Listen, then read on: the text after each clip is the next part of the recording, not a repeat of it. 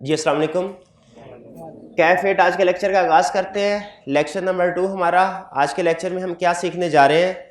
हम आज के लेक्चर में सीखेंगे अपने सब्जेक्ट का ओरिजिन, कि हमारा जो सब्जेक्ट है ऑडिट ये ओरिजिनेट कब हुआ और इसके क्या इस सब्जेक्ट के कोई एडवांटेजेस हैं, इंसानों को इस सब्जेक्ट के आने से कोई फ़ायदा हुआ, अगर वो फ़ायदा हुआ तो वो क्या फ़ायदा था।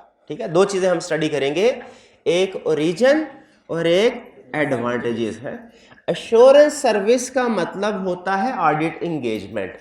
सर्विस का एक दूसरा नाम इंगेजमेंट भी होता है और एश्योरेंस ऑडिट का एक दूसरा नाम एश्योरेंस भी है। तो एश्योरेंस सर्विसेज का मतलब क्या हुआ, एक तरह से ऑडिट इंगेजमेंट। तो कह रहा है मुझे पता है, हालांकि थोड़ा सा कुछ चीज़ों में फ़र्क है। एश्योरेंस का वर्ड टेक्निकली एश्योरेंस और वर्ड ऑडिट में फ़र्क है, लेकिन फिलहाल चूंकि बेसिक्स हमारी बन रही हैं तो दोनों को आपने एक ही टर्म लेके चलना है। तो आज के लेक्चर में हम ये स्टडी करने जा रहे हैं। अच्छा, उससे पहले आपको नोट्स मिल गए होंगे। मैं कुछ थोड़ा सा हमारा जो नोट्स होगा या अभी कुछ दिन के बाद जो बुक अवेलेबल होगी इसका स्ट्रक्चर आपके साथ शेयर करना चाह रहा हूँ अगले 5-7 मिनट में। अटेंटिव होकर सुनिएगा। जब कभी आपको अभी जैसे ये नोट्स मिले, इसके अलावा जब बुक मिलेगी तो आप देखेंगे बुक डिफरेंट चैप्टर्स में डिवाइडेड है, जैसे कि हर बुक डिवाइडेड होती है। किसी भी चैप्टर का जो पहला पेज होगा वो आपको कुछ इस तरह का नजर आएगा। पहले ऊपर चैप्टर नंबर लिखा होगा, उस चैप्टर का नाम बेसिकली आपको ये बताता है कि इस चैप्टर में आप क्या डिस्कस करने जा रहे हैं।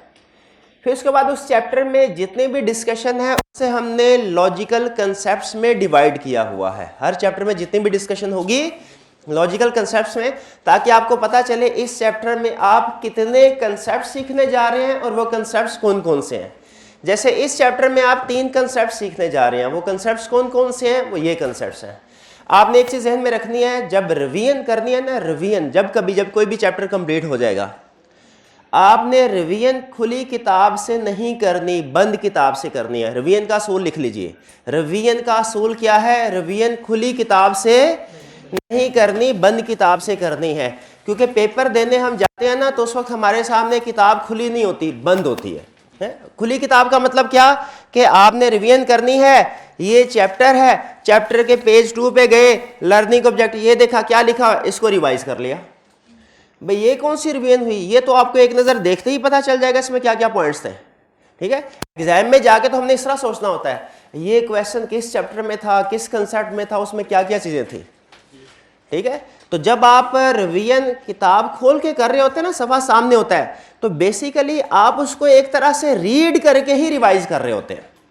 तो आपने रिवीजन करनी है किताब बंद, यानी आपके सामने कंसेप्ट खुला ना हो। तो जो पहला पेज है इसमें आपको वो कंसेप्ट तो जो रिवाइज करने आपने उसकी लिस्ट तो नजर आ जाएगी, उस कंसेप्ट के अंदर क्या लिखा हुआ है ये आप नहीं पढ़ पाएंगे। तो आपने जब कभी किसी भी चैप्टर की रिवीजन करनी है सिर्फ पहला पेज सामने रख के रिवीजन करनी है, बाकी के पेजेस को नहीं देखना। हाँ, जब रिवीजन कर लें उसके बाद ये देखने के लिए कि रिवीजन कितनी कमी बेशी उसमें हुई, उसके बाद आप आगे अंदर चैप्टर के जा सकते हैं। तो ये पहला पेज है, इसको आपने रिवीजन के लिए यूज करना है। अच्छा, इसमें इंफॉर्मेशन क्या वो शो करवा रहा है आपको, ये देख लीजिए।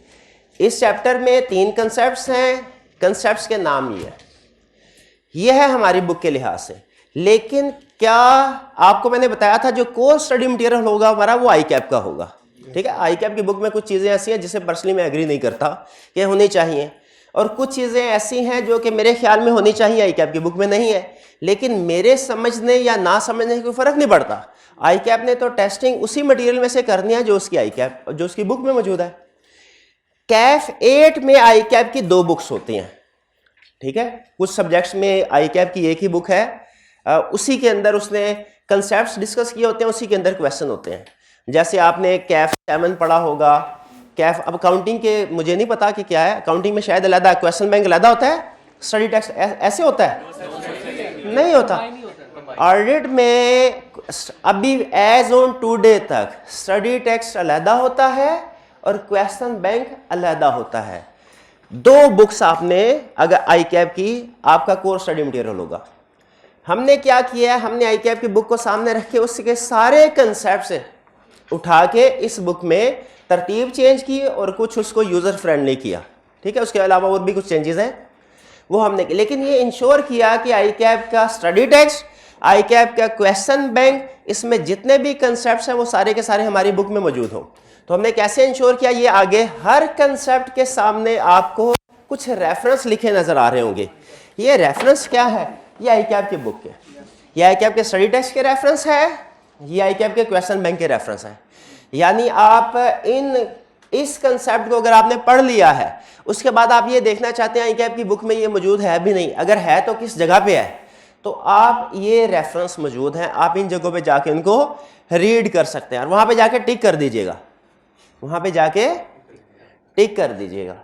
ठीक, पैरा नंबर 1.2 1.3 ब्रैकेट में लिखा है चैप्टर नंबर। इसका मतलब क्या कि ये कंसेप्ट आई कैप की बुक में चैप्टर नंबर 1 में पैराग्राफ नंबर 1.2 1.3 में आपको मिलेगा। 1.2 में भी इसका जिक्र है, थोड़ा सा कंसेप्ट 1.2 में, थोड़ा सा कंसेप्ट 1.3 में डिस्कस हुआ है, कुछ 1.4 और कुछ 5.1 में। यानी ये 3-4 पैराग्राफ को हमने इकट्ठा करके, क्योंकि लॉजिकल इंटर रिलेटेड थे, हमने एक जगह पे प्रेजेंट कर दिया। कभी कभार आपको पार्ट का लफ्ज मिलेगा। पार्ट का मतलब ये है कि जो 1.3 है ना पैराग्राफ, आधा पैरा इस कंसेप्ट से रिलेट करता है, इसका कुछ हिस्सा, और इस पैराग्राफ का कुछ पार्ट शायद किसी दूसरे कंसेप्ट से रिलेट करता है। क्लियर? अच्छा, यहां पे एक बहुत टेक्निकल कंसेप्ट आपके साथ डिस्कस करने लगा हूं, अटेंटिव होके देखिएगा। इस नंबरिंग का मकसद ये है, रेफरेंस देने का मकसद ये है कि आपको ये इंश्योर हो जाए, कॉन्फिडेंट हो जाए कि हमने आई कैप के बुक्स में जो मटेरियल कंसेप्ट्स है वो भी सारे कवर कर लिए।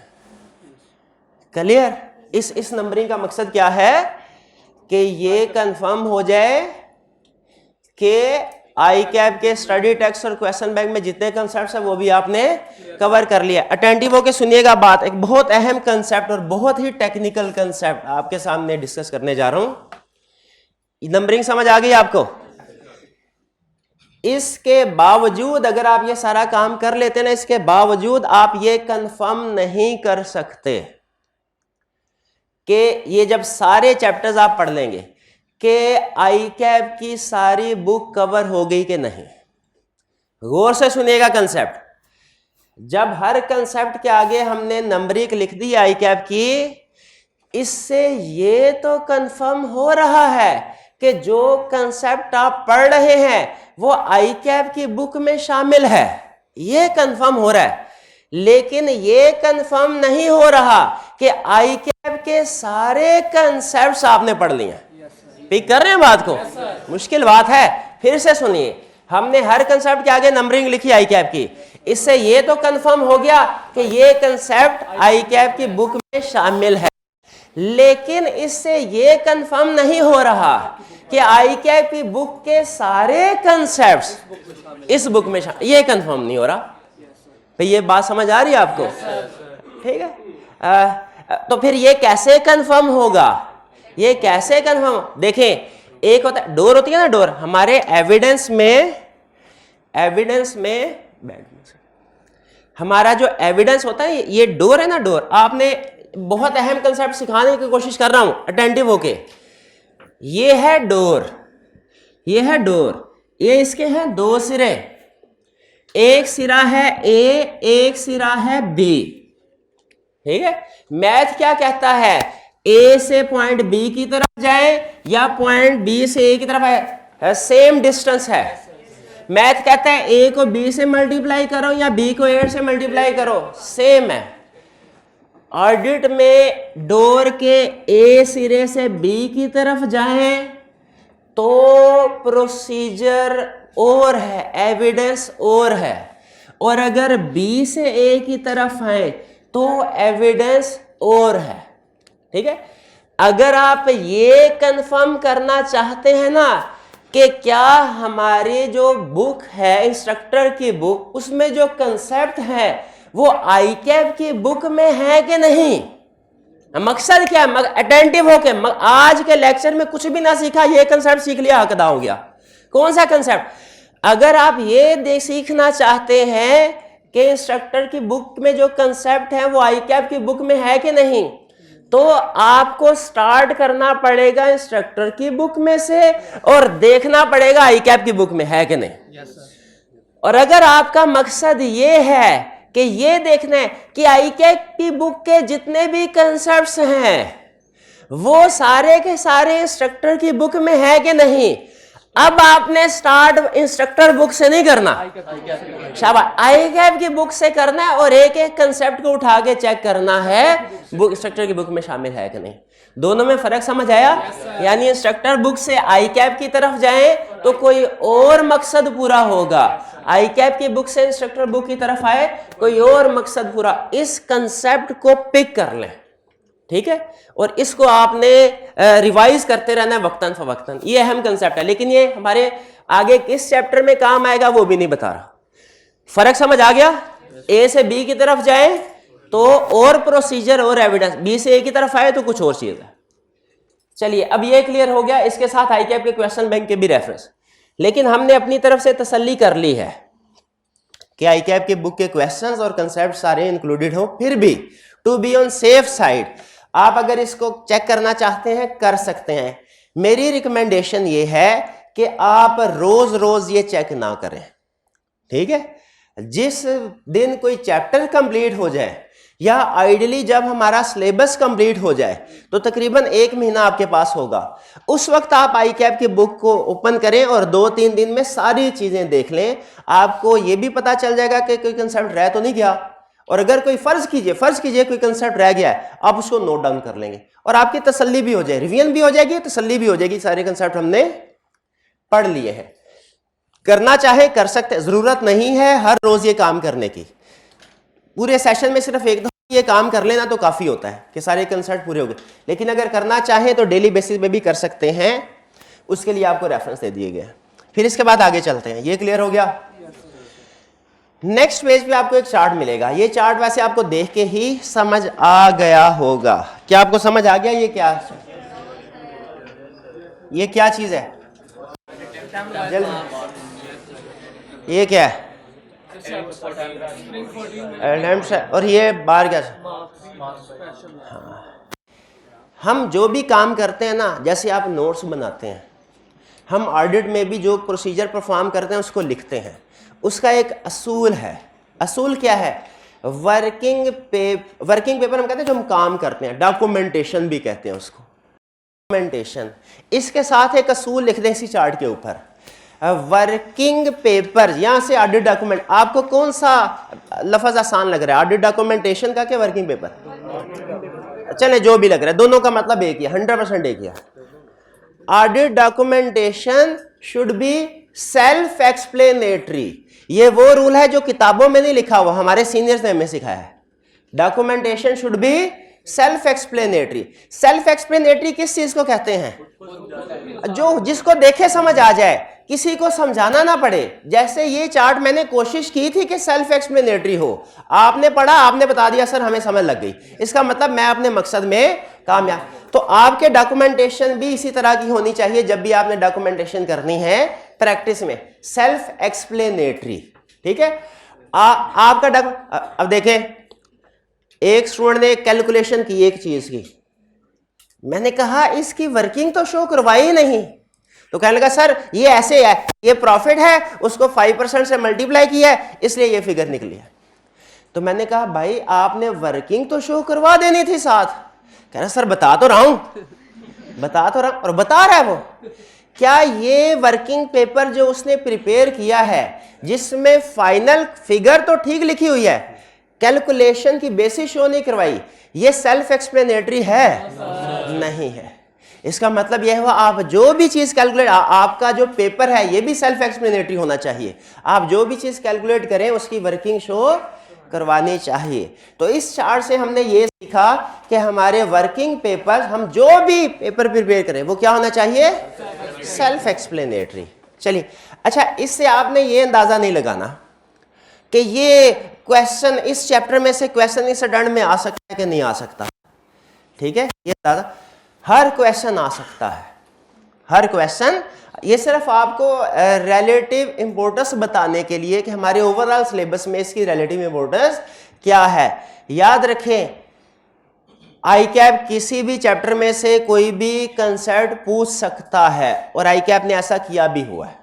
ठीक है, मैं कुछ कंसेप्ट ऐसे समझता था कि आई कैप ये कभी भी टेस्ट नहीं करेगा, ठीक है, लेकिन आई कैप ने उन कंसेप्ट्स को भी टेस्ट किया हुआ है, इसलिए आपने इससे सिलेक्टिव स्टडी नहीं करनी है, सिर्फ आपको अंदाजा लगाने के लिए। अच्छा, एक चैप्टर है उसमें ये कम मार्क्स हैं पिछले 8-10 सालों में, और एक दूसरा चैप्टर है उसमें ज्यादा मार्क्स, तो मुझे उसको 4 दिन में कवर करना चाहिए, रिवाइज करना चाहिए, प्रिपेयर कर, इसको मैं 1 दिन में कर लूंगा। इस तरह की आप एनालिसिस या कैलकुलेशन तो कर सकते हैं, लेकिन ये डिसीजन कभी नहीं करना कि इस कंसेप्ट को मैंने इस चैप्टर को कभी भी तैयार नहीं करना, क्योंकि ये पिछले 3-4 अटेम्प्ट से नहीं आया, इस अटेम्प्ट में भी नहीं आएगा। कोई इस तरह का आई कैप डिसीजन मेकिंग नहीं करता पेपर सेट करते हुए। फिर इसके बाद इस चैप्टर के बारे में कुछ थोड़ा सा इंट्रोडक्शन ओवरव्यू है और एग्जामिनेबिलिटी है। देखिए, किसी भी कंसेप्ट को पढ़ने से पहले अगर आपको बता दिया जाए ना कि आप क्या आगे पढ़ने जा रहे हैं, तो ज़हनी तौर पे आप तैयार हो जाते हैं, बेस डेवलप हो जाती है, उस बेस के ऊपर कंसेप्ट बिल्ड करना आसान हो जाता है। जैसे देखिए, मैंने आपको स्टार्ट में वहां पे लर्निंग ऑब्जेक्टिव लिखा, आज क्या पढ़ने जा रहे हैं, आज क्या सीखने जा रहे हैं, तो आप ज़हनी तौर पर तैयार हो गए। अच्छा, आज सर जो भी डिस्कशन करेंगे ना वो इस कंसेप्ट के इर्द गिर्द घूमेगी। तो उसी तरह हर चैप्टर के स्टार्ट में हमने ओवरव्यू बता दिया है, ताकि आपको पता चल जाए कि इस चैप्टर में आप क्या चीजें सीखने जा रहे हैं, क्या क्या चीजें डिस्कस होंगी, ठीक है। ये उसके कंसेप्ट से रिलेट करता है, और ये वाली बात एग्जामिनेबिलिटी से रिलेट कर रही है कि एग्जाम पॉइंट ऑफ व्यू से ये एग्जामिनर के लिए कितना अहम है। इसमें से वो रिप्रोडक्शन का क्वेश्चन नॉर्मली टेस्ट करता है या केस स्टडी, अक्सर क्वेश्चन टेस्ट करता है या कभी कभार करता है। ये सारा एनालिसिस आपको इस बॉक्स में मिल जाएगा, इसको रीड कर सकते हैं, ठीक है, और आपको करना भी चाहिए। इसके बाद नेक्स्ट पेज पे जब जाएंगे तो देखें, जो फर्स्ट पेज पे लर्निंग ऑब्जेक्टिव जिस तरतीब से थे, आपको आगे उसी तरतीब से ये लर्निंग ऑब्जेक्टिव नजर आ जाएंगे। लर्निंग ऑब्जेक्टिव 1, फिर उसके बाद आगे जो भी मैंने इसमें सिखाना था आपको वो इसमें लिख दिया है। फिर इसके बाद लर्निंग ऑब्जेक्टिव 2, जो सिखाना था बता दिया। अच्छा, फिर इसके बाद हर लर्निंग ऑब्जेक्टिव के एंड पे हमने कोशिश की है आपके कंसेप्ट्स की इमीडिएट टेस्टिंग हो जाए।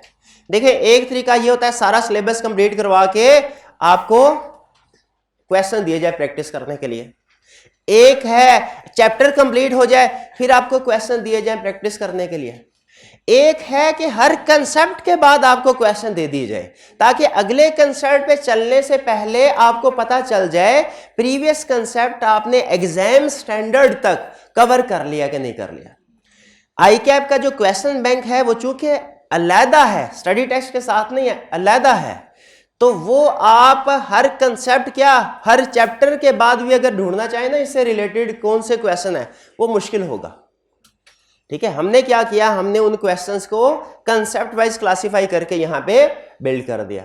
जैसे आप देख रहे होंगे कि पहला कंसेप्ट खत्म हुआ, उसके साथ ही ये बॉक्स ग्रीन सा बॉक्स आपको नजर आ रहा होगा, इसमें क्वेश्चन आपको नजर आ रहे हैं जो कि इस कंसेप्ट से रिलेटेड होंगे जो अभी आपने पढ़ा है। और इसमें कुछ हो सकता है आई कैप के क्वेश्चन बैंक से हमने उठाए हो, लेकिन याद रखें आई कैप के क्वेश्चन बैंक में सारे पास पेपर के क्वेश्चन नहीं हैं, इसलिए अगर कोई पास पेपर के क्वेश्चन ऐसे हैं जो अच्छे हैं लेकिन आई कैप के क्वेश्चन बैंक में नहीं, हमने उनको भी उठा के बुक में इंक्लूड कर दिया है। लेकिन ये चूंकि आई कैप के क्वेश्चन बैंक में शामिल है, हमने उसका रेफरेंस भी दे दिया और पास पेपर में ये किस अटेम्प्ट का क्वेश्चन था वो भी आपको बता दिया। आपने करना, अच्छा अब चूंकि आपको पता है हमारे दो तरह के क्वेश्चन होते हैं, रिप्रोडक्शन का क्वेश्चन भी है, केस, तो ये रिप्रोडक्शन का क्वेश्चन है कंसेप्ट पहला क्वेश्चन, ठीक है, और ये केस स्टडीज है यानी किसी कंसेप्ट की एप्लीकेशन। तो बताइए कौन सा आपने रिटन फॉर्म में करना है और कौन सा वर्बल? शाबाश, ये सुनना चाह रहा था, दोनों आपने रिटन फॉर्म में करना है, ये ज़हन में रखिएगा, ये भी रिटन फॉर्म में करना है और ये भी। अच्छा एक चीज सुनिए, हमेशा जब कभी आप केस स्टडी सॉल्व करेंगे ना उसके बाद जब सोल्यूशन पढ़ेंगे तो आपको तकरीबन हमेशा ये लगेगा, खास तौर पे शुरू के 2 महीने में, कि आपकी केस स्टडी गलत है, उसकी ये वाला क्वेश्चन सही है और केस स्टडी गलत है। इसकी रीजन क्या है? रीजन सुन लीजिए। रीजन ये है कि ये वाला क्वेश्चन जब आप सॉल्व करेंगे ना उसके बाद इसके एंड पे इसका सोल्यूशन दिया होगा, है। अगर आप देखें ना लास्ट पेज पे आपको इनका सॉल्यूशन मिल जाएगा। देखिए दिया हुआ सॉल्यूशन, हाँ सॉल्यूशन दिया, बिल्कुल सॉल्यूशन दिया हुआ है। अच्छा सॉल्यूशन के साथ कुछ और चीजें, एग्जामिनर कमेंट्स भी हैं, वो भी पढ़ने हैं, वो भी पढ़ने हैं क्या, वो ज्यादा है। क्या मार्किंग स्कीम भी है? बिल्कुल है, मार्किंग स्कीम भी आपने पढ़नी है।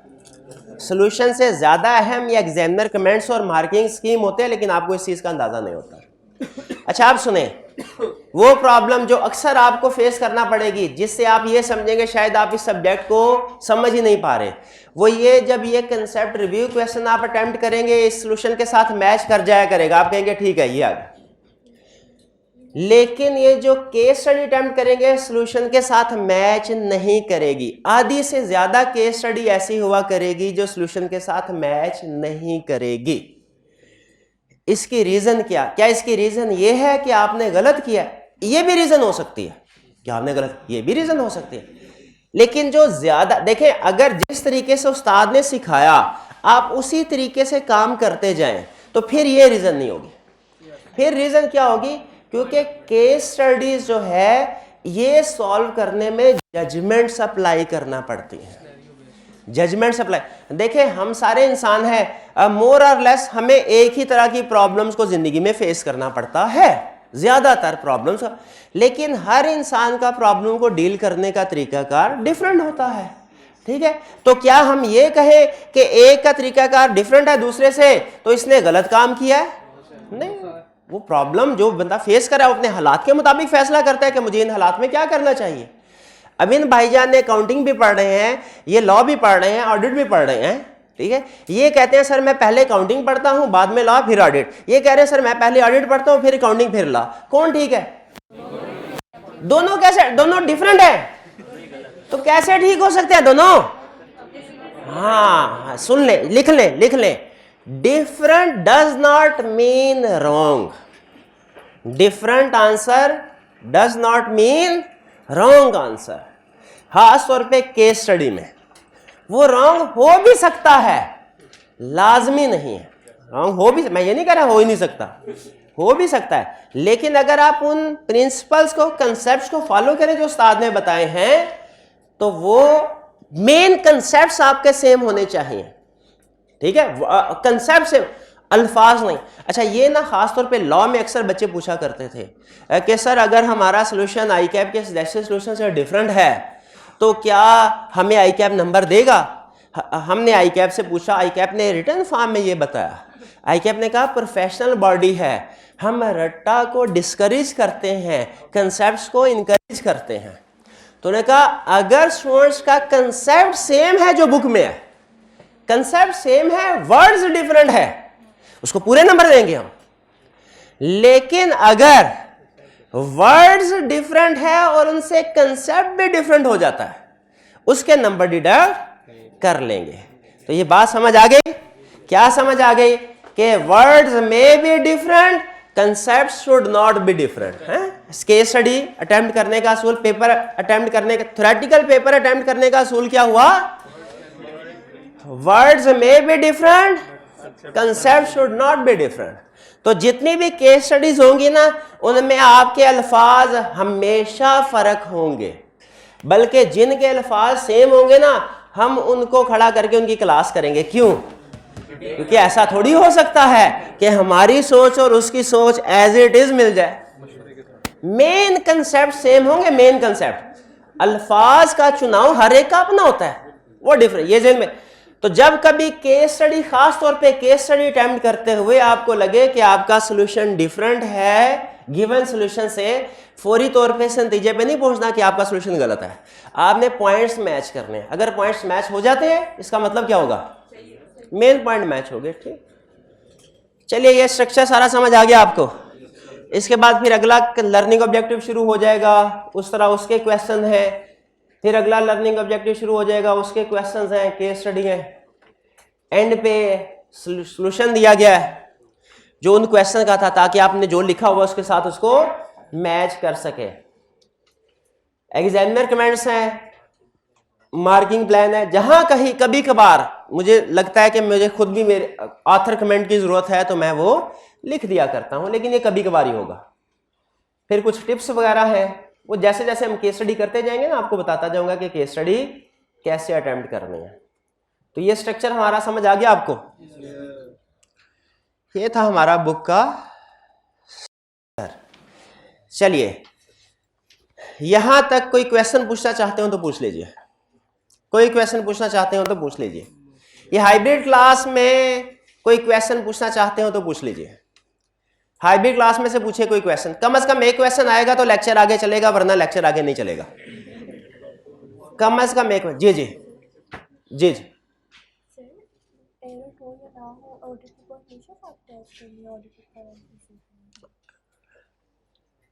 जी, इनका क्वेश्चन ये है कि अगर ऑडिटर फाइनेंशियल स्टेटमेंट्स को वेरीफाई करता है, चेक करता है,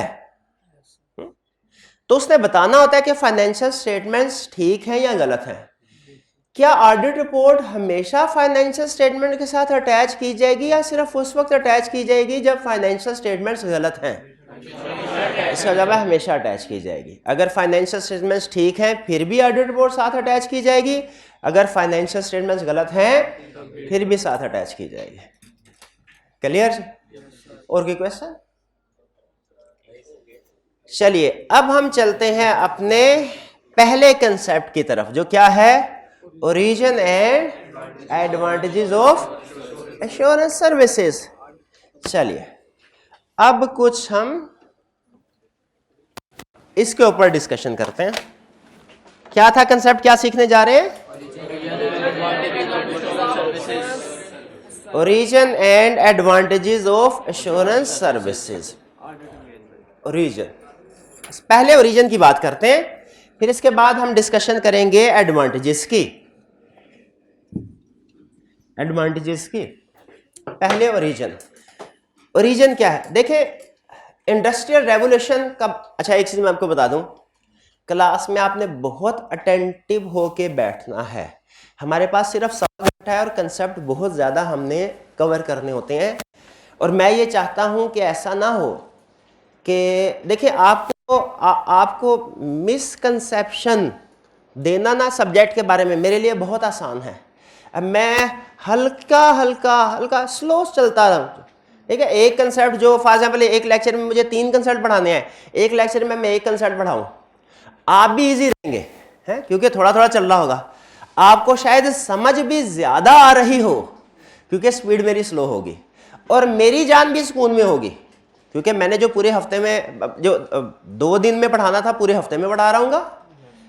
लेकिन इससे अल्टीमेटली आपको नुकसान होगा जब आप लास्ट 2 मंथ्स में जाएंगे, उस वक्त फिर स्पीड बढ़ जाएगी, आपके लिए मैनेज करना मुश्किल हो जाएगा। तो मेरी कोशिश ये है कि हमारा स्टार्ट में जो बर्डन हो, एंड में जो बर्डन हो, वो सेम रहे। इसका मतलब क्या है? इसका मतलब यह है कि शुरू में आपको थोड़ा सा अटेंटिव होकर बैठना पड़ेगा। देखें, लेक्चर मैंने कोशिश की है इस तरीके से बिल्ड हो कि एक बच्चा जिसका जीरो कंसेप्ट है, इससे पहले उसने ऑडिट के बारे में कुछ भी नहीं पढ़ा हुआ, ठीक है, FR2 नहीं पढ़ी हुई, उससे सीला नहीं पढ़ा हुआ, इंशाल्लाह उसको भी समझ आ जाएगा। लेकिन अटेंटिव हो कि आपको बैठना पड़ेगा, क्योंकि क्लास में हम कोशिश करेंगे 1 मिनट भी हमारा ज़ाया ना हो, ठीक है? तो जो चीज़ें भी मैं आपको बता रहा हूँ, कोशिश करें फुल अटेंशन के साथ बैठेंगे, क्विकली पिक कर लेंगे। नहीं समझ आई तो दरम्यान में जब ब्रेक दूंगा आपने क्वेश्चन पूछ लेना, है? तो ओरिजिन क्या हमारा हुआ? जब इंडस्ट्रियल रेवोल्यूशन आया। इंडस्ट्रियल रेवोल्यूशन कब आया? जब पहिया इजाद, 18वीं सेंचुरी में पहिया इजाद हुआ, ठीक है? उसके बाद मशीनरी इजाद हुई। मशीनरी इजाद हुई तो पहले जो मैनुअली काम होता था अब मशीन्स के जरिए से होना शुरू हो गया। इंडस्ट्रियल रेवोल्यूशन से पहले, यानी मशीनरी इजाद होने से पहले, 2 तरह के बिजनेस दुनिया में चलते थे, sole proprietorship, partnership. Sole proprietorship में एक ओनर होता है और वही बिजनेस को मैनेज भी कर रहा होता है। एक ओनर होता है, वही बिजनेस को मैनेज भी कर रहा होता है।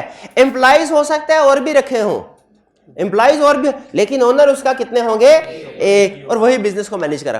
पार्टनरशिप बिजनेस में क्या होता है? ओनर्स की तादाद 1 से ज्यादा होती है, लेकिन वो भी लिमिटेड होती है 20 तक, ठीक है, 20 तक। वही पार्टनर्स बिजनेस के ओनर्स भी होते हैं और वही बिजनेस को मैनेज भी कर रहे होते हैं। वही ओनर भी है, बिजनेस को एम्प्लॉइज हो सकता है रखे हों, लेकिन वही ओनर है, वही मैं, लेकिन तादाद फिर भी 20 तक है।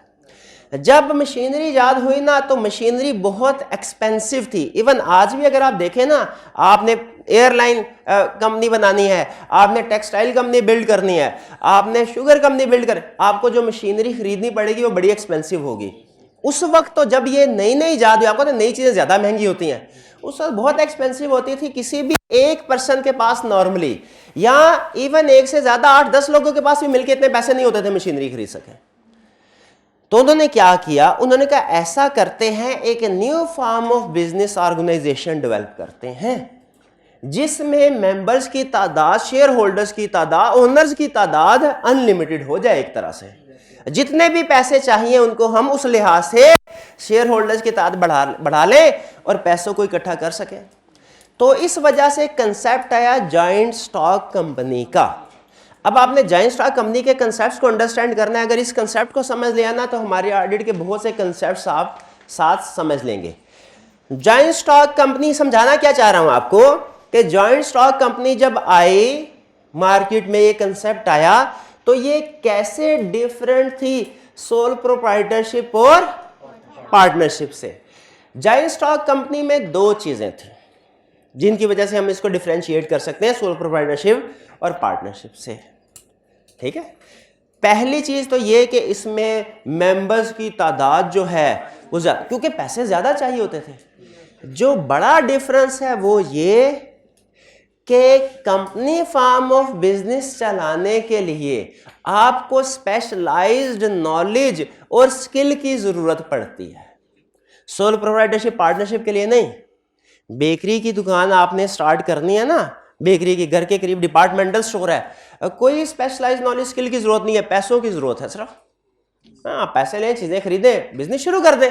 लेकिन अगर airline business start, company form of business लाना चाहते हैं, उसमें मशीनरी, कंप्लेक्स मशीनरी यूज होती है, उसके लिए स्पेशल नॉलेज या स्किल चाहिए। एयरलाइन करना चाहते हैं तो ये नहीं कि सिर्फ पैसा है तो आप बिजनेस स्टार्ट कर सकते, नहीं, पैसे से आप जहाज को खरीद तो सकते हैं, उसे उड़ा नहीं सकते। उसे उड़ाने के लिए स्पेशलाइज्ड नॉलेज या स्किल्स की जरूरत होगी। ठीक है, इसी तरह पैसे से आप हॉस्पिटल की बिल्डिंग तो बना सकते हैं, किसी भी एक पेशेंट का इलाज नहीं कर सकते, उसके लिए एमबीबीएस क्वालिफाइड बनने की जरूरत होगी। एग्री करें इन बातों से? तो जो लार्ज स्केल बिजनेस होते हैं company form of business organisation में, उनमें मशीनरी को खरीदने के लिए तो पैसों की जरूरत है, मशीनरी को चलाने के लिए स्पेशलाइज्ड नॉलेज या स्किल की जरूरत है। बाज़ औक़ात ऐसा होता है जिसके पास पैसा है उसके पास स्किल भी है, बाज़ औक़ात ऐसा, लेकिन अक्सर ऐसा नहीं होता। जिनके पास पैसा है उनके पास हो सकता है रेलिवेंट एजुकेशन, एक्सपीरियंस, स्किल ना हो, और जिनके पास एजुकेशन है, एक्सपीरियंस, स्किल है, हो सकता है उनके पास पैसा ना हो।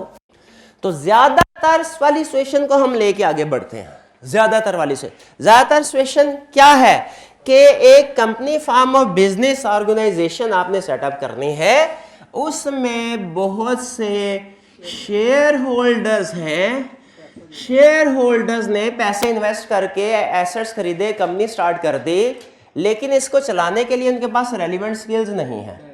रेलिवेंट स्किल्स नहीं है तो इन्होंने क्या किया, इन्होंने अखबार में इश्तिहार दिया कि भाई जिन जिनको जहाज उड़ाना आता है, जो जो एमबीबीएस क्वालिफाइड हैं, जिन जिनको ये मशीनरी रन करना, वो आए, इंटरव्यू दें, हम उसको अपॉइंट कर देते हैं।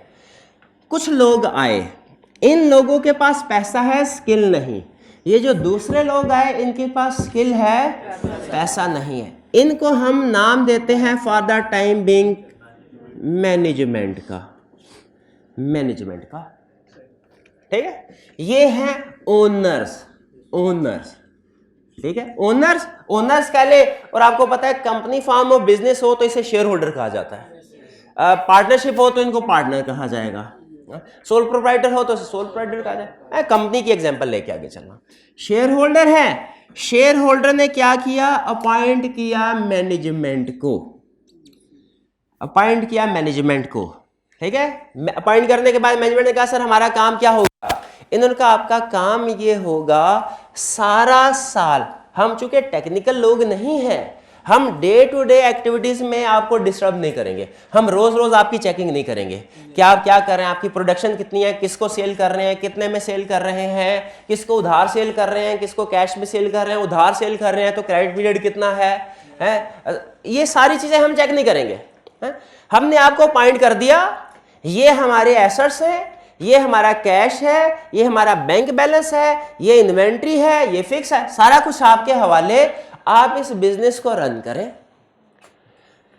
हम साल के बाद आएंगे, हम साल के बाद आएंगे और आपसे सारा हिसाब किताब ले लेंगे। हिसाब किताब किस शक्ल में लेंगे, हिसाब किताब किस शक्ल में लेंगे, फाइनेंशियल स्टेटमेंट्स की शक्ल में। फाइनेंशियल स्टेटमेंट्स को F/S लिख रहा हूं, आपने पूरा ही लिखना है।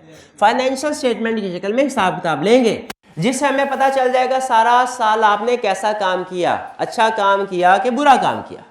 ठीक है, मैनेजमेंट ने कहा अच्छा ठीक है सर, हम ये सारा काम करेंगे, बताइए हमें क्या मिलेगा, बदले में हमें क्या मिलेगा। शेयर होल्डर्स ने कहा आपके लिए दो चीजें हैं। पहली चीज, आपको हर महीने सैलरी मिलती रहेगी। दूसरी चीज, अगर प्रॉफिट हुआ तो हम उसका 10%, 20%, 5% आपको बोनस के तौर पे, कमीशन के तौर पे देंगे। आपने काउंटिंग में शायद इस तरह की एडजस्टमेंट शायद कहीं पड़ी होगी। तो बोनस के तौर पे आपको, मैनेजमेंट खुश हो गए। अच्छा, एक चीज जो शेयर होल्डर्स ने नहीं बताई लेकिन वो अंडरस्टूड था, क्या, कि अगर परफॉर्मेंस अच्छी हुई तो इनको बोनस मिलेगा, और अगर परफॉर्मेंस अच्छी ना हुई तो इनको चेंज भी किया जा सकता है। ना सिर्फ ये कि बोनस नहीं मिलेगा बल्कि इनको चेंज भी किया जा सकता है। ये एग्रीमेंट हो गया। ठीक है, मैनेजमेंट ने कहा शेयर होल्डर जी सर आप घर जाइए और 1 साल के बाद आ जाइएगा। यहां तक कहानी सारी समझ आ गई। यहां स्टोरी को यहां पे रुक के मैं आपके साथ एक कंसेप्ट शेयर करना चाह रहा हूं। वो कंसेप्ट क्या है, वो है relationship between shareholders and management. इन दोनों का रिलेशनशिप क्या है? अगर आप इन दोनों का रिलेशनशिप डिफाइन करना चाहें तो आपके पास 3 अल्फाज हैं। इन 3 अल्फाज में आप इस रिलेशनशिप को डिफाइन कर सकते हैं। पहला लफ्ज है स्टीवर्डशिप या स्टीवर्ड्स। दूसरा लफ्ज है एजेंट या एजेंसी, एजेंट। और तीसरा लफ्ज है अकाउंटेबल। स्टीवर्डशिप किसको कहते हैं या स्टीवर्ड किसको कहते हैं? ये कहते हैं जिनके पास अमानत होती है लोगों की। इस रिलेशनशिप में कौन अमानतदार है? किसके पास अमानत है? मैनेजमेंट के पास। तो क्या हम ये कह, मैनेजमेंट ने शेयर होल्डर के एसेट्स को लुक आफ्टर करना है। ठीक है, तो क्या हम कह सकते हैं management are stewards of share holder? चलिए, ये पहला कंसेप्ट ओके हो गया। दूसरा कंसेप्ट एजेंट। आपने वो बिजनेस लॉ में पढ़ा होगा, एक होता है प्रिंसिपल, एक होता है एजेंट।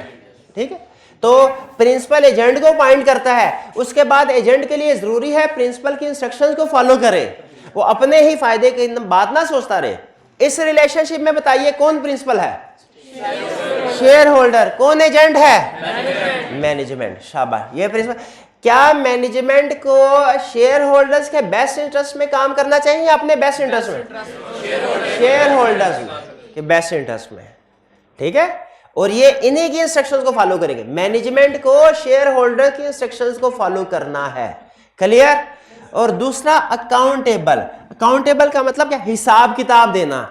अब मुझे बताइए, शेयर होल्डर्स ने अपने सारे एसेट्स मैनेजमेंट के हवाले कर दिए, क्या मैनेजमेंट को इनको हिसाब किताब देने की जरूरत है? बिल्कुल हिसाब किताब देने की। अच्छा, मैनेजमेंट वो हिसाब किताब कैसे देगी? मैनेजमेंट ये हिसाब किताब कैसे देगी? फाइनेंशियल स्टेटमेंट्स प्रिपेयर करके। तो हर साल के एंड पे मैनेजमेंट फाइनेंशियल स्टेटमेंट्स प्रिपेयर करके जब शेयर होल्डर्स के हवाले करती है तो मैनेजमेंट अपना अकाउंटेबिलिटी का रोल अदा कर रही होती है। अकाउंटेबिलिटी, उन फाइनेंशियल स्टेटमेंट्स पे लिखा होता है कि सारा साल मैनेजमेंट ने क्या किया, अच्छे काम किए कि बुरे काम किए हैं। हमारा भी अकाउंटेबिलिटी है, दाएं बाएं फरिश्ते हैं नोट कर रहे हैं, अच्छे काम भी और बुरे काम भी। तो मैनेजमेंट ने भी सारा साल में जो, अच्छा अब अगर मेरे हाथ में होता ना ये हिसाब किताब, तो नेकियों वाली तो जो मैंने नेकियां नहीं भी की ना, क्या करता मैं, तो वो भी लिखता रहता, और जो गुनाह किए हैं साथ साथ मिटा। लेकिन मजबूरी है, ये मेरे हाथ में नहीं है ये हिसाब किताब लिखना। लेकिन सोचिए मैनेजमेंट ने जो पूरे साल का हिसाब किताब देना है किस शक्ल में देना है, फाइनेंशियल, और वो फाइनेंशियल स्टेटमेंट किसने प्रिपेयर करनी। यहीं से कहानी में ट्विस्ट आया। यहां तक बताइए कंसेप्ट क्लियर, आपको रिलेशनशिप बिटवीन शेयर होल्डर और मैनेजमेंट समझ आ गया। यहां से सुने कहानी में ट्विस्ट, साल खत्म हो गया भाई, साथ है ना मेरे, समझ आ रही है अभी तक जो चीज। मैनेजमेंट साल खत्म हो गया, मैनेजमेंट ने फाइनेंशियल स्टेटमेंट्स प्रिपेयर करके शेयर होल्डर्स को देनी है। इन्होंने देखा, इन्होंने कहा अच्छा फाइनेंशियल में प्रिपेयर करने लगे ना, तो शेयर होल्डर से कहा सर आप टेक्निकल नॉलेज या स्किल है आपका।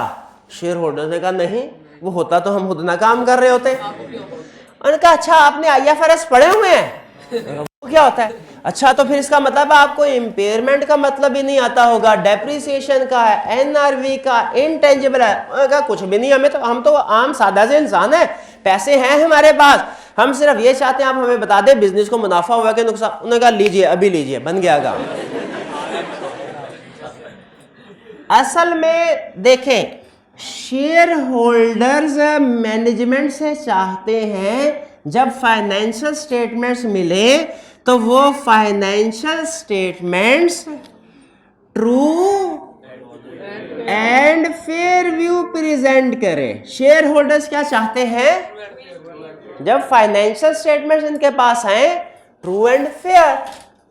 ट्रू एंड फेयर व्यू का मतलब क्या है, ट्रू एंड फेयर व्यू का मतलब है कि अगर प्रॉफिट हुआ है बिजनेस को तो फाइनेंशियल स्टेटमेंट्स में शो हो रहा हो प्रॉफिट, अगर लॉस है लॉस हो रहा है। मैनेजमेंट ये चाहती है उनकी जो पूरे साल की परफॉर्मेंस फाइनेंशियल स्टेटमेंट में शो हो रही है, ये फाइनेंशियल स्टेटमेंट उनकी परफॉर्मेंस का बेस्ट व्यू प्रेजेंट करे। बेस्ट व्यू का मतलब क्या है, बेस्ट व्यू का मतलब है कि अगर लॉस हुआ है तो नजर आए प्रॉफिट है, और अगर प्रॉफिट है तो नजर आए ज्यादा से ज्यादा है। भाई दोनों के व्यू में फर्क समझ आ गया आपको। ये है ट्रू एंड फेयर व्यू, ये है बेस्ट व्यू। कन्फ्लिक्ट आ गया दोनों में। कन्फ्लिक्ट का मतलब क्या कि शेयर होल्डर्स कुछ और एक्सपेक्ट कर रहे हैं और मैनेजमेंट इन्हें कुछ और प्रोवाइड करना चाह रही है। अब कुछ सालों तक तो मैनेजमेंट इनको गलत स्टेटमेंट्स भेजती रहे, लेकिन अल्टीमेटली आपको पता है दुनिया का कोई भी फ्रॉड होना, रिसर्च हमें यह बताता है, कुछ फ्रॉड ऐसे होते हैं वो 2 घंटे बाद सामने आ जाते हैं, कुछ फ्रॉड ऐसे भी होते हैं 20 साल बाद सामने आते हैं, लेकिन अल्टीमेटली फ्रॉड सामने आ ही वो क्यों सामने आ जाते हैं, बहुत सी रीजन है, अभी मैं उस तरफ नहीं जा रहा। कुछ सालों के बाद शेयर होल्डर्स को यह पता चल गया कि मैनेजमेंट परफॉर्मेंस का ट्रू एंड फेयर व्यू नहीं बल्कि बेस्ट व्यू दे रहे हैं। यहां तक क्लियर। अच्छा आगे चलने से पहले अपनी तरफ से कुछ कंसेप्ट ऐड करना चाह रहा हूं। मैं देखना चाह रहा हूं आपकी प्रोफेशनल जजमेंट, मैं देखना चाह रहा हूं आप में केस स्टडी, अभी सिखाई नहीं आपको, लेकिन केस स्टडी को समझने की, अटेम्प्ट करने की एबिलिटी कितनी है। आप अगर मैनेजमेंट हो और आपका ये पर्पस हो कि फाइनेंशियल स्टेटमेंट्स में फ्रॉड करना है, फाइनेंशियल स्टेटमेंट्स में इंटेंशनल मिस स्टेटमेंट करनी है, आप क्या करेंगे? हाथ उठाएं, एग्जांपल देते जाए। शाबाश। मैं सर डेटर्स के लिए जो प्रोविजनल का रेट है वो कम। शाबाश। उन्होंने कहा sir debtor provision for bad debt को कम कर दूंगा। शाबाश। और डेप्रिसिएशन को कम कर देंगे, रिकॉर्ड ही नहीं करेंगे। शाबाश, बिल्कुल ठीक। और इंपेयरमेंट, अगर लॉस रिकॉर्ड होना है उसकी इंपेयरमेंट नहीं कर। ये हाइब्रिड क्लास है भी कोई एग्जांपल आ जाए। शाबाश, खुश कर दें आज मुझे हाइब्रिड क्लास वाले की एग्जांपल। सेल्स को बढ़ा देंगे। शाबाश, सेल्स को बढ़ा देंगे, क्लोजिंग स्टॉक को ओवरस्टेट कर देंगे, या आईकैप की केस स्टडी के मुताबिक इसको कन्वर्ट करता हूं, क्लोजिंग स्टॉक की एनआरवी कॉस्ट से कम है लेकिन उसे कॉस्ट पे ही रिकॉर्ड करें। शाबाश। ये सारी एग्जांपल्स को मैं एक जुमले में समो देता हूं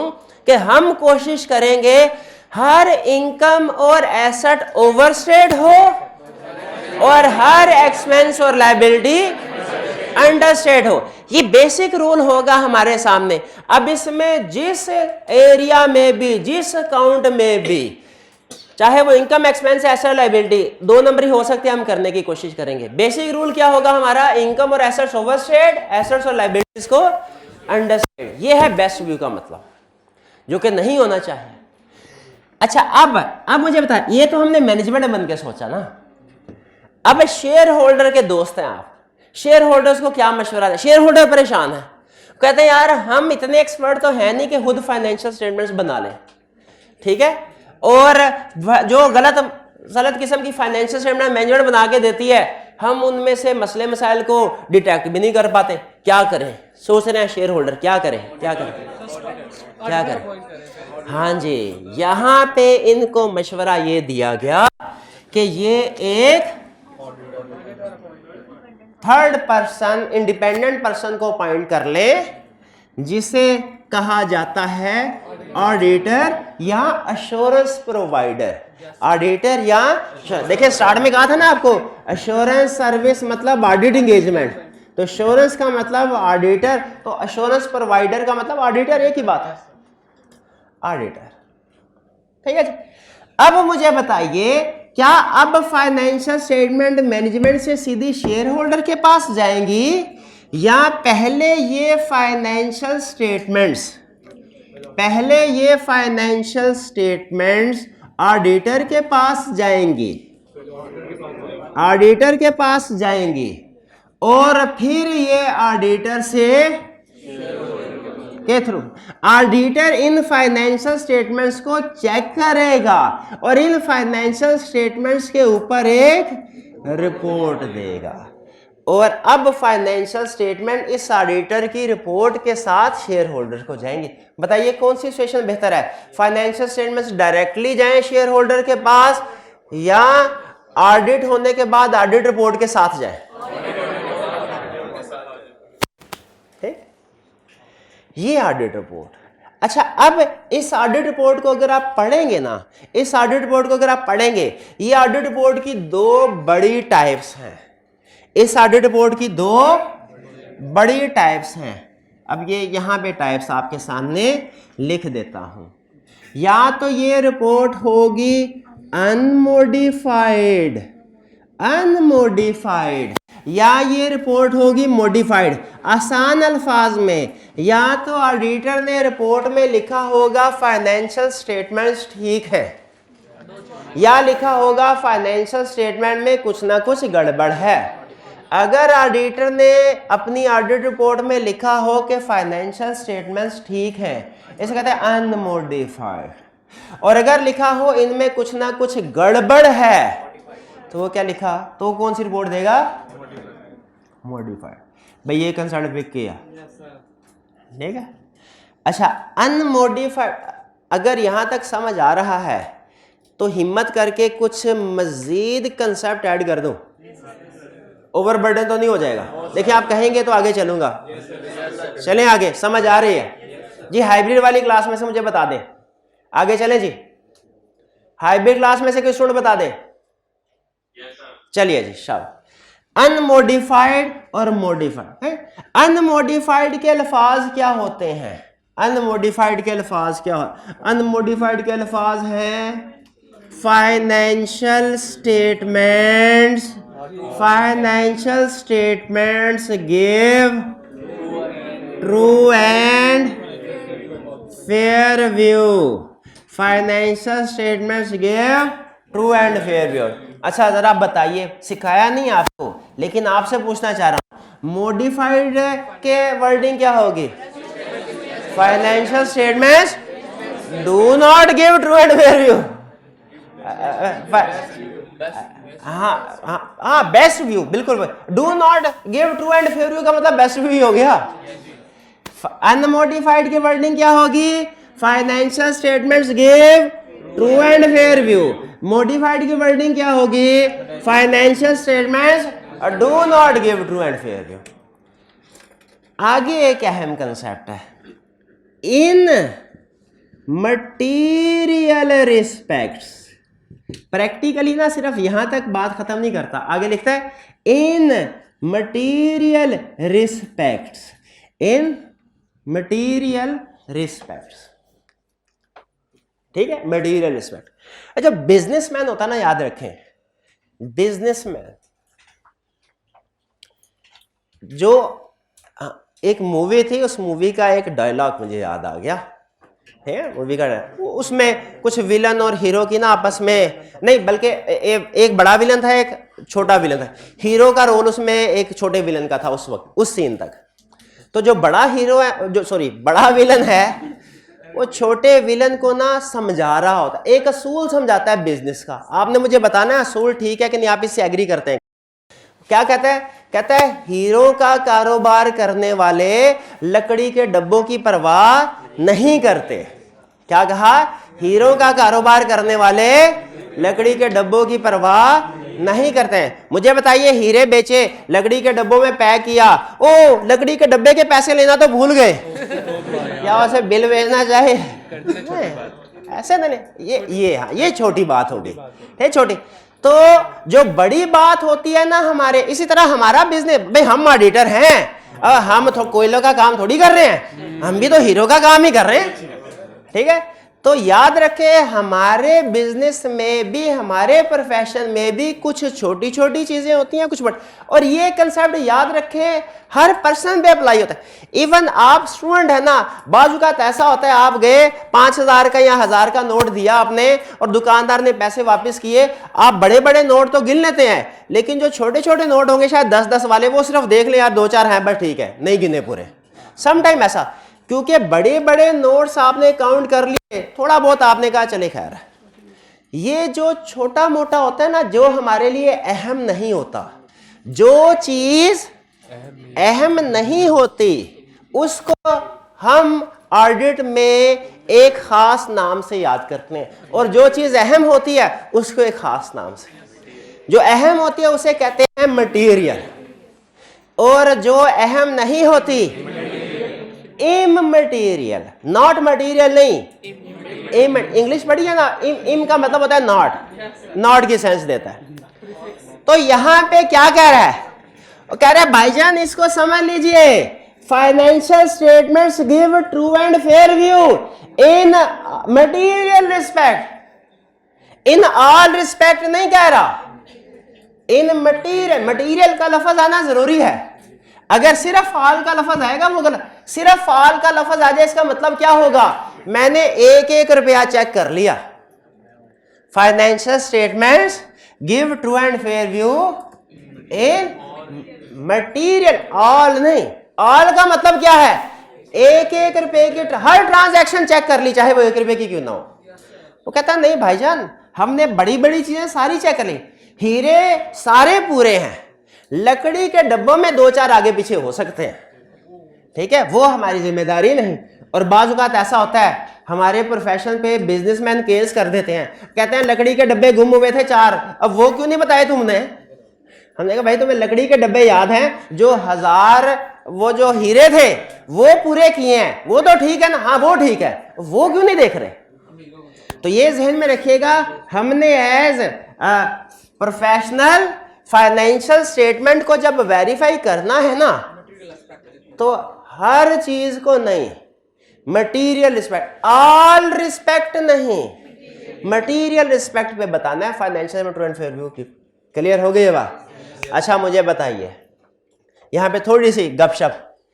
ऑडिटर का इस सारी स्टोरी के अंदर 3 पार्टीज हैं, 3 कैरेक्टर हैं, शेयर होल्डर, मैनेजमेंट, ऑडिटर। इस स्टोरी का हीरो कौन है?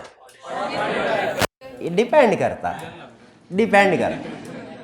अगर शेयर होल्डर के पॉइंट ऑफ व्यू से देखें तो ऑडिटर हीरो है, और अगर मैनेजमेंट के पॉइंट ऑफ व्यू से देखें तो विलन है, विलन है। बहरहाल ऑडिटर। अच्छा हम क्या बनने जा रहे हैं, शेयर होल्डर, मैनेजमेंट या ऑडिटर? ये सारा सब्जेक्ट आपको सिखाएगा कि आपने ये काम कैसे करना है। क्लियर जी? अच्छा अब शेयर होल्डर को जब पता चला, रिपोर्ट आई, शेयर होल्डर्स तो बहुत खुशी से उछल पड़े, उन्होंने कहा हमें तो पता ही नहीं चलता था पहले कि फाइनेंशियल स्टेटमेंट्स में इतनी गलतियां होती हैं। आपने तो most of the miss statements identify कर दी। आपने तो most of the miss statements, अल्फाज पे गौर कीजिए, most of the miss statement कह रहा हूं, ऑल मिस स्टेटमेंट्स नहीं कह रहा। क्यों? लकड़ी के डब्बे हो सकता है ऊंच नीच हो जाए, हीरे बुरे होंगे। मटीरियल रिस्पेक्ट्स में हम बात कर रहे हैं, ऑल रिस्पेक्ट्स में नहीं। शेयर होल्डर ने कहा बड़ी बड़ी गलती आपने निकाली, ये भी बहुत है, ये भी उनसे। अच्छा, इनसे जब मैनेजमेंट को भी पता चलना शुरू हुआ ना अब हमारी चेकिंग होनी है, तो मैनेजमेंट ने भी अपना काम सही से करना शुरू कर दिया, सही से करना शुरू कर दिया। मैनेजमेंट को पहले होता था फियर, पहले होता था इंसेंटिव, ठीक है। इस वजह से मैनेजमेंट गलत काम करते थे भाई। मैनेजमेंट देखें, मैनेजमेंट ने फाइनेंशियल स्टेटमेंट्स में गड़बड़ करती थी ना, किस वजह से? बोनस मिलेगा, इस वजह से। और एक डर भी होता, एक होता है लालच, एक होता है डर, है। किसी भी इंसान से काम करवाने हो ना, अच्छा काम करवाना हो या गलत काम करवाना हो, आपके पास ये दो पावर्स होनी जरूरी है। या तो लालच क्रिएट कर सके उस बंदे के लिए, या डर। लालच का मतलब इंसेंटिव और डर का मतलब प्रेशर, फियर। तो मैनेजमेंट को तो दोनों ही थे। आगे चल के हम पढ़ेंगे कि मैनेजमेंट मिस स्टेटमेंट तो करती है, क्यों करती है, ये क्यों करती है ना।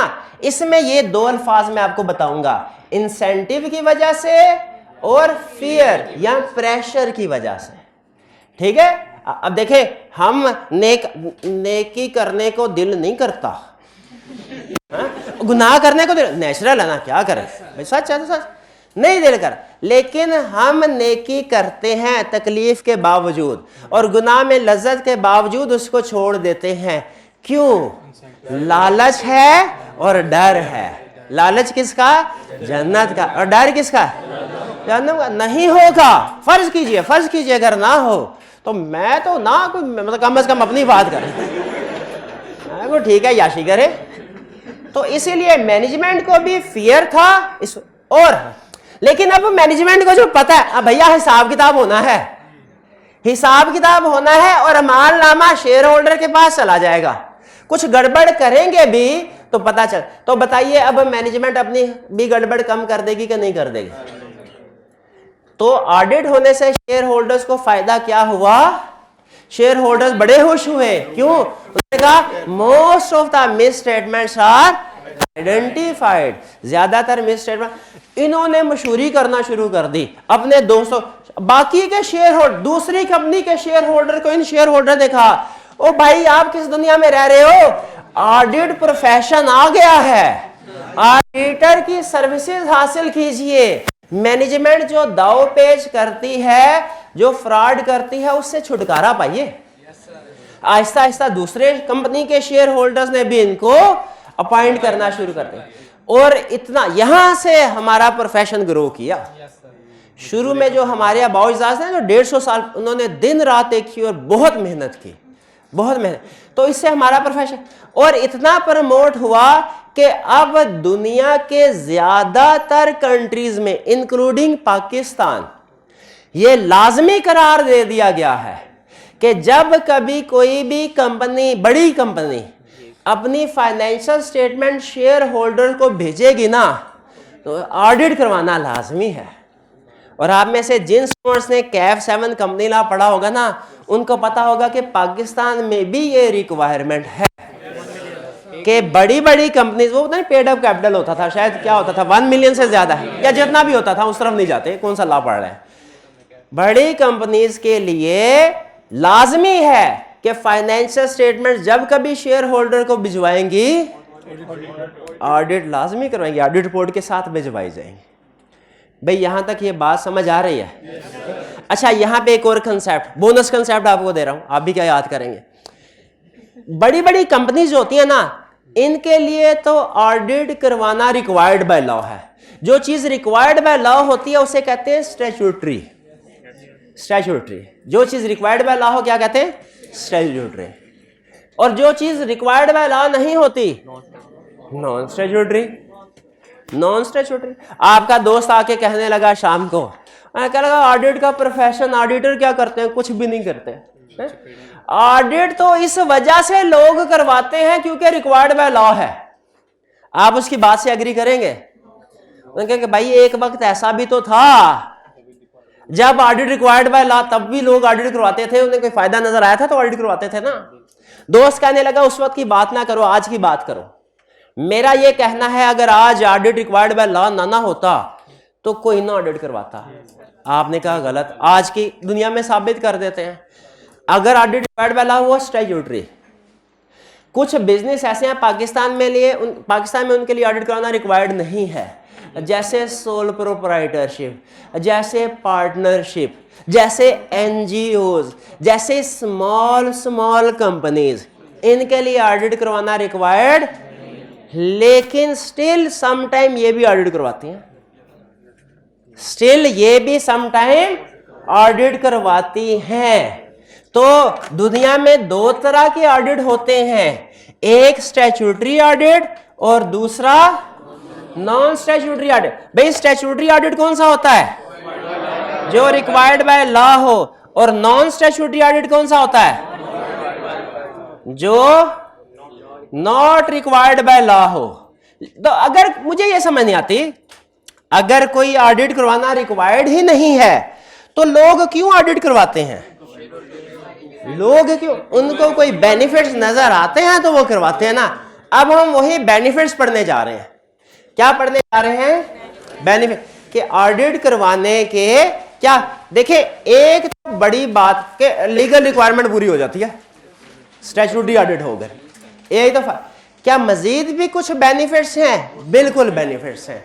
वो बेनिफिट्स आपके सामने प्रेजेंट किए जा रहे हैं। अगर आप देखें लर्निंग ऑब्जेक्टिव 1 के एंड पे, advantages of audit slash assurance engagement, क्या पढ़ने जा रहे हैं?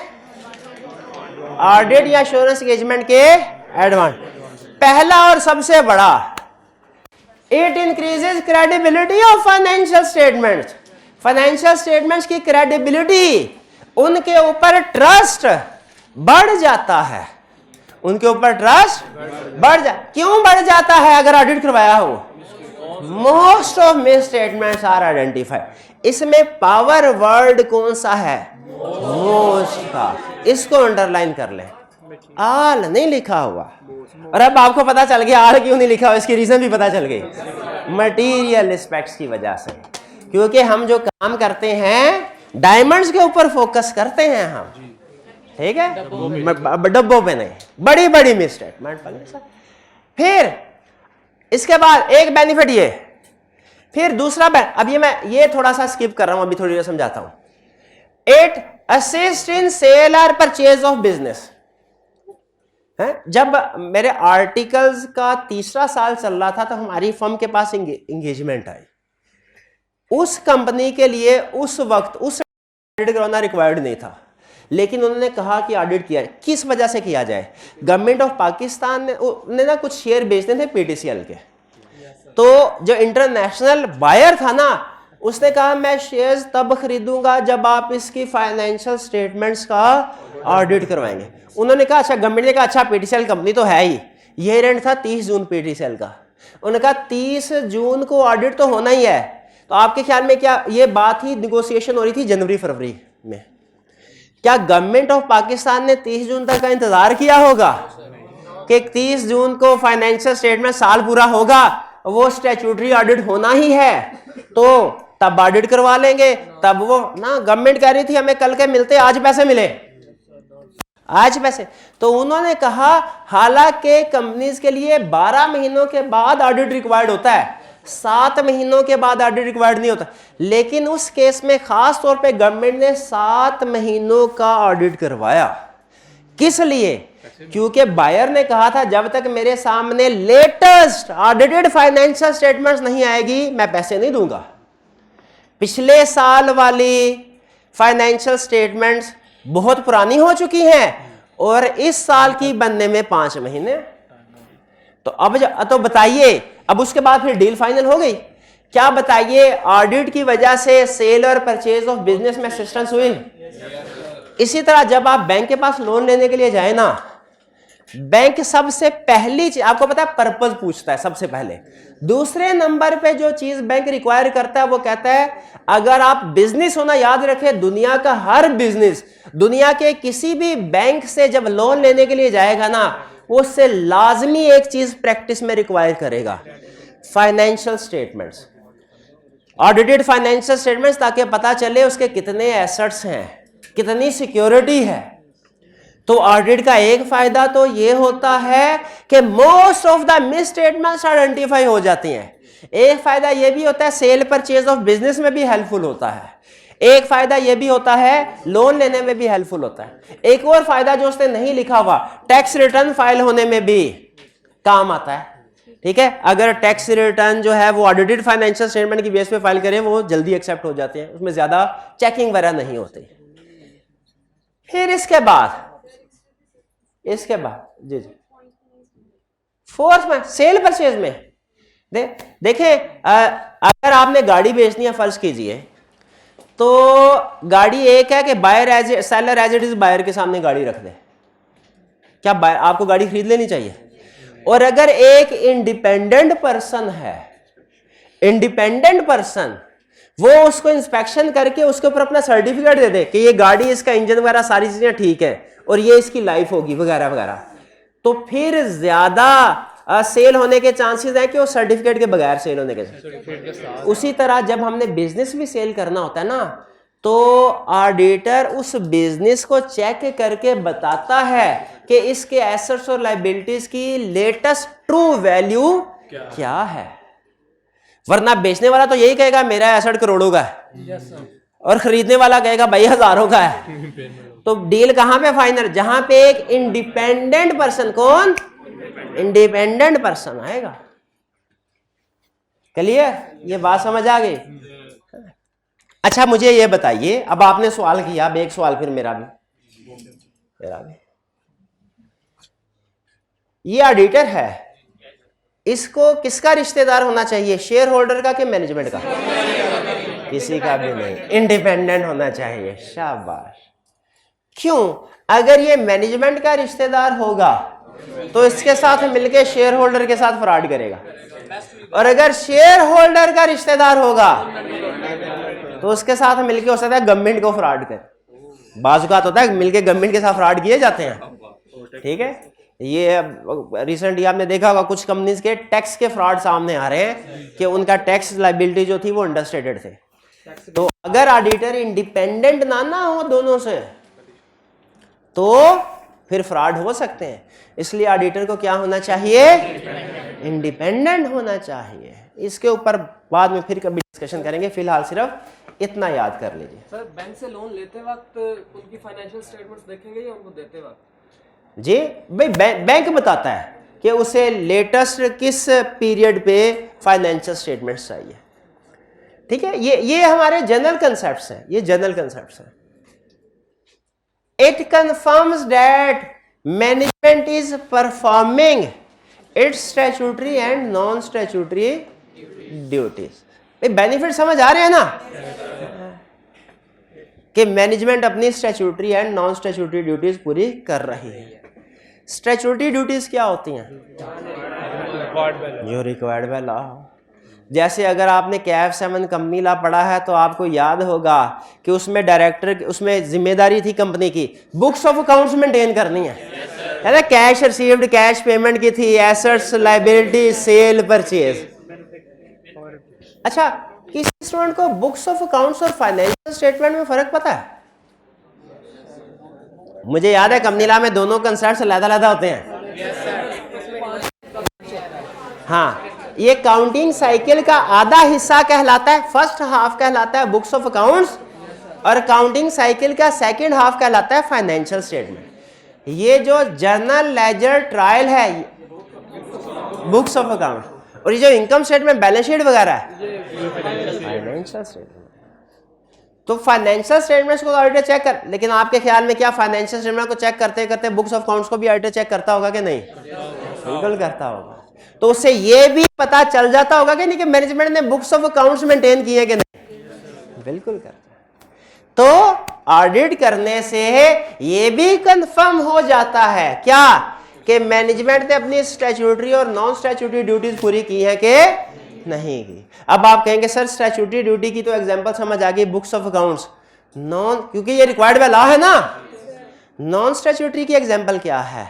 देखिए ये बाज़ औक़ात शेयर होल्डर या डायरेक्टर्स भी मैनेजमेंट को कह देते हैं ये काम करो, ठीक है। अगर शेयर होल्डर्स ने कोई काम कहा हुआ मैनेजमेंट ये काम करो, वो स्टैट्यूटरी होगा कि नॉन स्टैट्यूटरी? लेकिन ऑडिट करने से ये पता चल जाएगा वो पूरा हो रहा है कि नहीं हो रहा है। इसके आगे एग्जांपल्स बहुत सी आएंगी, बेफिक्र रहे, बेफिक्र। अभी मैं ज्यादा एग्जांपल्स खुद भी नहीं दे रहा क्योंकि कंसेप्ट को स्टेप बाय स्टेप लेके चलना है। लास्ट है auditor identifies deficiencies in entities internal control system and gives recommendation to management to improve it. खत्म। आज का लेक्चर यहां पे क्लियर। कोई क्वेश्चन हो तो पूछ लीजिए। हाँ शाबाश, यही सुना। ओ भाईजान सेकंड पॉइंट समझ आ गया आपको? पूछा क्यों नहीं? कल पढ़ेंगे, ये मैंने बोलना था, ये इम्प्लाइड नहीं, लेकिन आपने याद कर लेना है। आपने देखिए याद करने के लिए समझने की जरूरत तो नहीं ना होती। समझ आ जाए तो याद करना आसान हो जाता है, लेकिन ना समझ आए याद तो फिर भी हो सकता है। एंड पे सुन ले, क्विक रिवीजन कर रहा हूं एंड में 2 मिनट्स क्विक रिवीजन, ताकि मुझे तसल्ली हो जाए जो कुछ मैंने समझाना था आपने सारी अहम चीजें समझ ली है कि नहीं। पहली चीज, हमारा ऑडिट स्टार्ट हुआ इंडस्ट्रियल रेवोल्यूशन से। इंडस्ट्रियल रेवोल्यूशन के बाद जब कंपनी फॉर्म ऑफ बिजनेस सामने आया, उसमें शेयर होल्डर्स अलग लोग होते थे और मैनेजमेंट या डायरेक्टर्स बिजनेस को रन करने वाले अलग होते थे। इन दोनों का रिलेशनशिप हम 3 अल्फाज से बता सकते हैं। पहला स्टीवर्डशिप, एजेंट, अकाउंटेबिलिटी। मैनेजमेंट या शेयर होल्डर स्टीवर्ड्स हैं, मैनेजमेंट शेयर होल्डर्स के लिए स्टीवर्ड्स है, मैनेजमेंट एजेंट है शेयर होल्डर्स की, management accountable to share holders है। लेकिन मैनेजमेंट इस अकाउंटेबिलिटी के लिए जब फाइनेंशियल स्टेटमेंट्स प्रिपेयर करती थी ना, उसमें कंफ्लिक्ट ऑफ इंटरेस्ट आ जाता था। कंफ्लिक्ट ऑफ इंटरेस्ट क्या? मैनेजमेंट अपना बेस्ट व्यू प्रेजेंट करती थी, शेयर होल्डर अपना ट्रू एंड फेयर व्यू चाह रहे थे।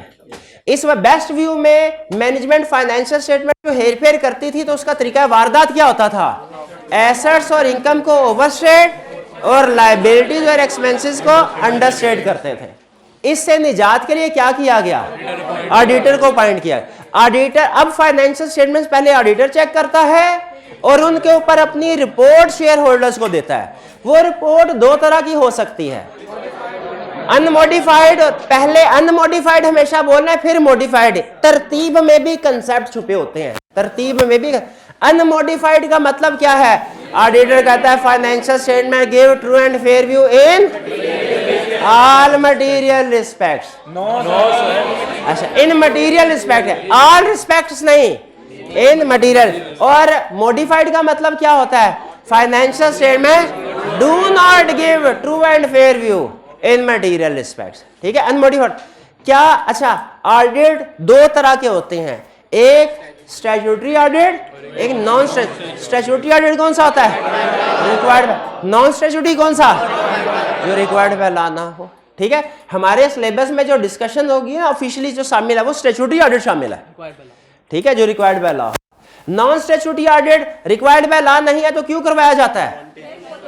इससे कुछ बेनिफिट्स हैं। बेनिफिट्स 4 समझा दिए, 5वां नहीं समझाया। ठीक है, 4 बेनिफिट्स कौन से हैं? Assisting grant of loan, assisting sale and purchase. Most of the misstatements are identified. और confirm management performing statutory, non statutory और internal control जो कल समझाना है। अच्छा, आखिरी चीज भाई कैश कुछ नहीं लेके आए, आपसे कहा था। आखिरी चीज इनाम दूंगा। इस पूरे लेक्चर के दौरान चलते चलते कल मिलेगा आपको इनाम, कल मिलेगा। मैंने लफ्ज यूज किया मटेरियल का। क्वेश्चन ये है कि क्या मटेरियल को कैलकुलेट किया जा सकता है मटेरियलिटी का, इसका कोई फार्मूला है? मैंने लेक्चर के दौरान चलते चलते सिर्फ एक जगह पे सरसरी तौर पे ये फार्मूला बताया था। कोई स्टूडेंट बता सकता है कौन सा, पहला, दूसरा, तीसरा? सर उसका 5% देखेंगे। किसका 5% देखेंगे? उसका जो रिस्क आ रहा है सर, उसका अमाउंट सेल का जिस भी फिगर का करना है, या कि हमें स्टैंडर्ड ने बताया हुआ है किसमें? प्रॉफिट। इधर से कोई आवाज आई थी पहले क्या? हाँ, प्रॉफिट का 5%। शाबाश, ये भाई को कल आती प्राइस देना आपने। शाबाश। प्रॉफिट क्या मटेरियलिटी को कैलकुलेट भी किया जा सकता है? उसके लिए फार्मूला चाहिए, वो फार्मूला क्या है? 5%। शाबाश। चलिए घर जाके आपने रीड लाजमी करना है, असाइनमेंट आपको रिटन फॉर्म में दे दी गई है, असाइनमेंट भी करना है। आज का लेक्चर यहाँ खत्म करते हैं हम। अल्लाह हाफिज।